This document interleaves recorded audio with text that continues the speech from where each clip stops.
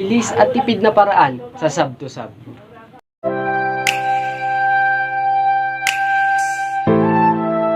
No, no, no, no, no, yeah, no, no. Guys, welcome sa aking YouTube channel. So ngayon ituturo ko sa inyo ang mabilis at tipid na paraan sa sub to sub. So bago ang lahat, please subscribe, like, share, comment, and hit the bell para updated ka sa mga bago nating video. So let's go! So, hello guys, welcome sa aking YouTube channel. So ngayon ituturo ko sa inyo ang mabilis at tipid na paraan sa sub to sub. So ngayon puntaan na natin tong YouTube apps. So ginawa ko nga pala tong tutorial na to para dun sa mga mobile data lang yung gamit. So pili lang tayo ng kahit anong video dito. So click na lang natin to. So wait lang natin. So yun, stop muna natin siya. So ayun guys. So unang tanong guys is yung paano ka makakatipid. So makakatipid ka sa mobile data mo pag binabaan mo tong screen resolution niya. So pindutin lang natin tong tatlong dots sa taas at hanapin natin tong quality. So pansin nyo dito sa quality, naka 360p siya. So ngayon guys, makakatipid tayo pag binabaan natin yan. So yan, naka auto 360p siya. So babaan natin, gawin natin 144p.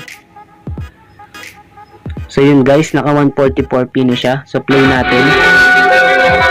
Nakapansin nyo guys, lalabo yan. So yun guys, lalabo na siya. So stop natin. So pangalawang tanong is kung paano siya mapapabilis. So mapapabilis siya guys pag pinindot natin tong playback speed. So yan, naka normal siya. So para maging mabilis yung pag-play niya, pindutin natin tong 2 times. So yan, naka 2 times na yan guys. So maganda to guys para sa para sa mga nagmamarathon. So babaan nyo lang yung screen resolution nyo, tapos play nyo ng 2 times yan guys.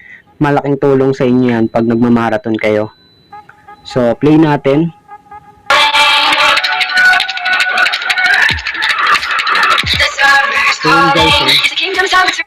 So yun guys, napapansin nyo yung palo ng number nito, yung palo ng oras niya, dala-dalawa, minsan tatlo-tatlo. So pansinin nyo ulit.